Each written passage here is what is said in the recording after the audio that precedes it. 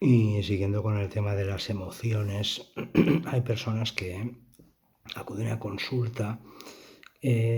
con unas quejas que se enfocan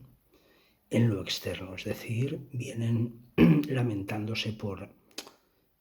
el tráfico que han encontrado o las dificultades de aparcamiento que han encontrado en la zona o la climatología que ha habido durante la semana. Es decir, vienen en una actitud de queja, están quejándose de aspectos externos a ellos, el clima, el tráfico, las colas que ha habido en un comercio donde han tenido que comprar una serie de utensilios o alimentación determinada, las dificultades de aparcamiento para llegar a consulta y cualquier aspecto que sea externo a ellos. Esa persona con esta conducta está revelando que tiene una incapacidad de poder identificar, probablemente identificar y detectar las emociones que tuviese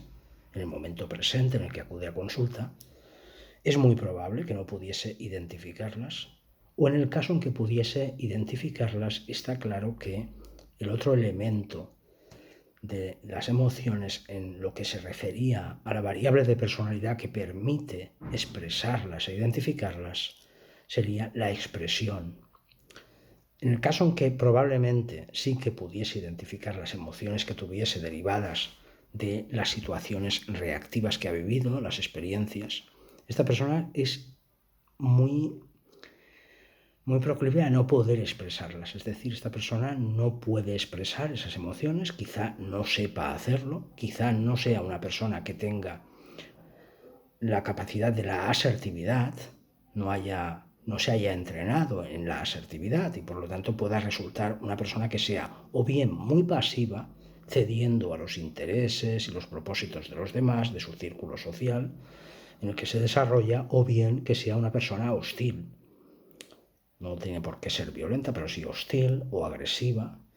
que siempre sea una persona que muestre un desafío o un oposicionismo sistemático hacia los demás y que nunca está de acuerdo. Por lo tanto el polo de la pasividad como el polo de la hostilidad o agresividad serían evidentes elementos para poder diagnosticar que esa persona no es asertiva. Por lo tanto, esas personas que, como decía, acuden a consulta con quejas explícitas en sus verbalizaciones, pero siempre haciendo referencia a elementos externos a él o a ella, en función del caso, como decía, el paciente pues viene quejándose de cosas externas, como decía, el tráfico, las dificultades de aparcamiento, las actitudes de ciertas personas en comercios o en otros establecimientos que él o ella, digamos, fuese cliente de estos, del clima, como decía. O sea, hay unas quejas que se focalizan a lo externo y eso revela que esta persona probablemente tenga dificultades de expresión de sentimientos, por supuesto, o de identificación incluso de esas emociones o sentimientos. Hay emociones negativas que la falta de identificación y de expresión pueden generar problemas de salud somáticos y una sensación de malestar psicológico que no se sabe atribuir en una causalidad interna. Y por lo tanto se suele ver o percibir el mundo de una manera más hostil o de una manera más negativa, lo que hace que tengan una serie de conductas de aislamiento, de exclusión. Pero sin embargo, a lo mejor esa percepción que ellos tienen sea debida a unas emociones que están teniendo cambios a su vez en el cuerpo, en la dimensión más somática. Y aquí hacía referencia de nuevo a la alexitimia, que es una de las variables de la personalidad que en algunas personas, si está presente, les dificulta la identificación de sentimientos, de emociones que son quizá más reactivas a las situaciones y muchas veces responsables de estados emocionales, es decir, claros desencadenantes de estados emocionales que si por supuesto no se saben identificar y tampoco se tienen canales de expresión, dificultan en la salud física y también en el malestar, en el bienestar o malestar psicológico. Ese estado en el que la persona no acaba de ser, es consciente que se siente mal, es consciente que viene a consulta a tratar un malestar,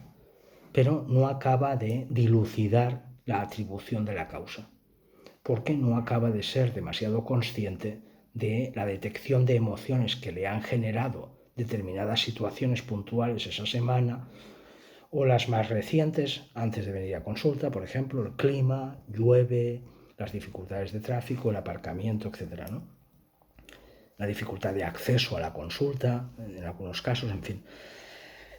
Esto revela que esa persona probablemente puntuaría alto en alexitimia y hay que enseñarle a identificar sus emociones para que sepa expresarlas después, haciendo un entrenamiento en asertividad, es bueno, y también evitando, una vez conozca las emociones que tiene derivadas de las situaciones y los estados mentales que pueden desencadenarse a partir de las situaciones vividas, de las situaciones activadas por esas situaciones, de las emociones, activadas por las situaciones, tendríamos que aumentar el autoconocimiento para eso, para que sepa diferenciar entre los estados mentales psicológicos y la realidad externa, para así evitar que se den rienda suelta y se activen esas distorsiones cognitivas, esos sesgos cognitivos que son responsables del mantenimiento de ciertos estados, como la depresión, aunque no cumpliese los criterios para categorizar un psicodiagnóstico como depresión, o de la ansiedad, aunque evidentemente igual no cumpliese esos criterios. Pero en definitiva, lo que cuenta es que la persona siente un malestar que se acentúa en algunas ocasiones. Se pide siempre que la persona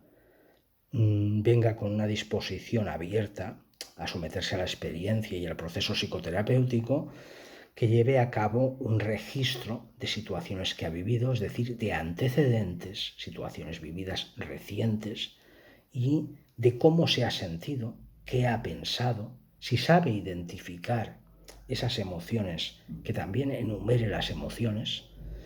Emociones tenemos varias, negativas, positivas, neutras, en función de la psicología clínica. También podemos decir que todas tienen una función adaptativa, pero a nivel clínico se podría afirmar que las emociones más negativas podrían ser pues la rabia, la tristeza, miedo, y las más positivas serían la alegría, la curiosidad, etc. Neutras figura la sorpresa, pero es una emoción que dura muy poquito y se suele, digamos, suele ser, la consecuencia es después tener otra emoción. El tono hedónico que sea más positivo o negativo, pero la sorpresa dura poco. Lo bueno sería eso, y lo que decimos es que las personas que vienen con una buena disposición a la terapia y quieren tratar evidentemente su malestar de una manera significativa para controlar y afrontar mejor y tener un conocimiento de sí mismos mayor, tener un registro de las situaciones que son antecedentes o de los antecedentes que fuesen internos, es decir, pensamientos, ideas invasivas que pudieran haber venido, imágenes, en función ya del perfil psicopatológico de la persona o de la tendencia a la psicopatología que pudiese tener sin cumplir criterios diagnósticos en muchas ocasiones. Si hay un antecedente interno,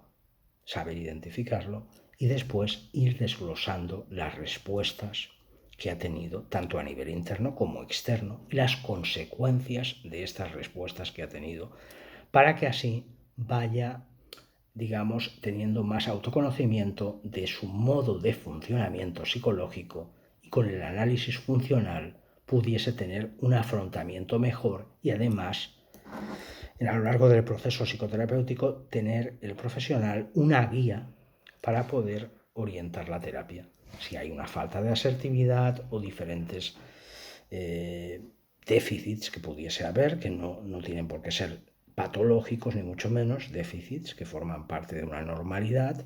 y poder tratarlos y trabajarlos. Por lo tanto, es lo que decíamos. La alexitimia es una variable de la personalidad que presentan algunas personas que puntúan elevado con una dificultad de identificar y de expresar emociones que han sido activadas por situaciones vividas, más recientes o más remotas. Esas emociones, si se repiten y se cronifican en sentimientos. Y es muy bueno identificarlos para evitar somatizaciones, es decir, dolencias somáticas psicógenas de origen psicológico, sin causa, ni una causalidad biológica o médica,